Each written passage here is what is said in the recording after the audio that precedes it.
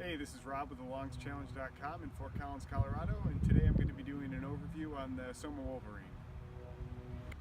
Alright, so for starters, I'm going to talk about what I use this bike for. Obviously, if you're familiar with our blog, you know that we're going to be training for and executing an ultra endurance event. So this right here is going to be my go-to commuter bike and adventure gravel bike. So I did a lot of research going into this build, and one of my biggest challenges was figuring out what frame size I needed.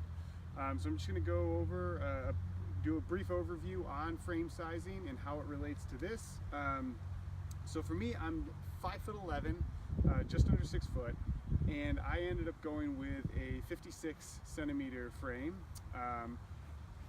People talk about standover height being incredibly important with frame sizing, but what's more important than standover height is your effective top tube length. So a good thing you can do when you're trying to figure out what size frame is right for you is to measure your inseam length and your torso length and kind of figure out your proportions. These two measures alone may have somebody that's of the same height be in one frame size or another.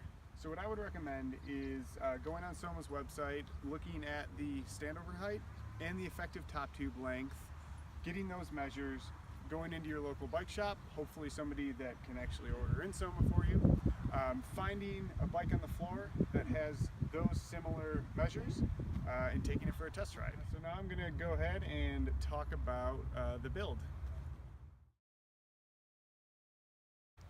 Wheels. So for wheels, the wheels that I went with were the Velocity Chuckers, made in the USA, DT Swiss spokes. These things are absolutely bulletproof, have not had an issue with them thus far. For tires, I alternate between two sets. In the winter, I use Schwalbe Marathons with fenders. Those are my go-to commuting tires, absolutely love them. When the rain kind of stops here, after the rainy month of May in Fort Collins, I swap out to the Vittoria Revolutions. These things are awesome for both commuting and riding dirt roads, doing some light trails.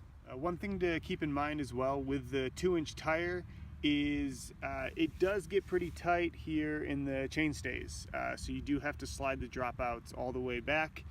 And depending on which tires you go with, you may end up with a little bit of rubbing. Crankset. For the crankset, I went with the White Industries VBC Mountain crankset. I did a lot of research into what would be optimal gearing for both commuting and touring, and one of the most versatile gearing setups that I went with was at first 4230. That was good for where I used to live in New York. 4230 was fine for the gradient around that area. But when I moved to Colorado, I went with 4224. I definitely need that little ring when the bike is loaded up and I'm doing some serious off-road climbing. And one of the best parts about going with the White Industries crankset, not only is it made in the USA, really high quality product, but you do have the ability to swap out those rings. And nothing really exciting going on back here, just a basic Shimano 9-speed cassette with a Dior derailleur, kind of right in the middle of the Shimano hierarchy, but I've put this whole entire drivetrain through some serious testing. And it's held up just fine. All right, for bars, I went with the Velo Orange Dirt Drops. These bars are absolutely fantastic. I like them over a lot of the other flared bars on the market. Ergonomically, they seem to just make a little bit more sense. For commuting, I will say Dirt Drops do have a huge advantage.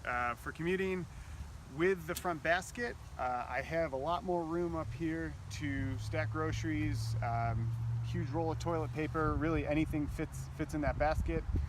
In addition, because I do use my panniers in the front, having that wide stance when you're in the drops, ripping through traffic gives you a lot more stability, a lot more maneuverability. I went with the micro shift bar ends. One of the reasons I chose bar ends for a commuter slash touring bike is commuting through the winter. It's a lot easier to shift with gloves on if you have bar end shifters. So I got the 9-speed micro shifters.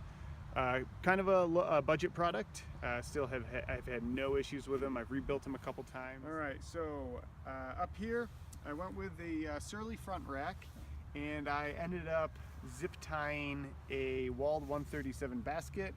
I got that idea from a lot of people, from a lot of SOMA Wolverine builds I saw on Instagram, and it's super simple, and the zip ties hold up really well, even with a lot of weight in that front basket.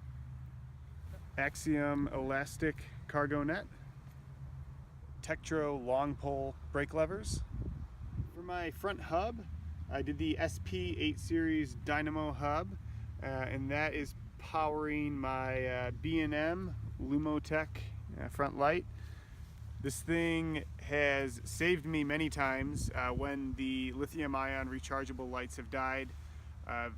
Even when it's pitch black out, zero ambient light, this thing will light your way with ease. Dior XT rear hub. For brakes, the Avid BB7's pretty classic choice.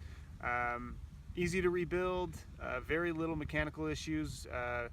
The one downside I will say is swapping out the pads can be quite a hassle.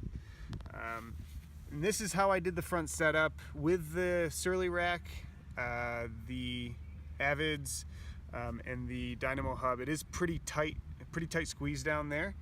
So hopefully this will help somebody out with their build, just how to set that whole front end up. A Velo Orange Mojave bottle cage for the saddle, using the Bontrager Affinity comp. I did have a Brooks B17 on there for a while. However, after I dropped my bars a little bit, the Brooks was a bit uncomfortable, just given the fact that I was no longer in an upright posture. Panniers, we have the Ortlieb back rollers in the front. I use these every day for commuting, for touring. They are 100% waterproof, incredibly high quality.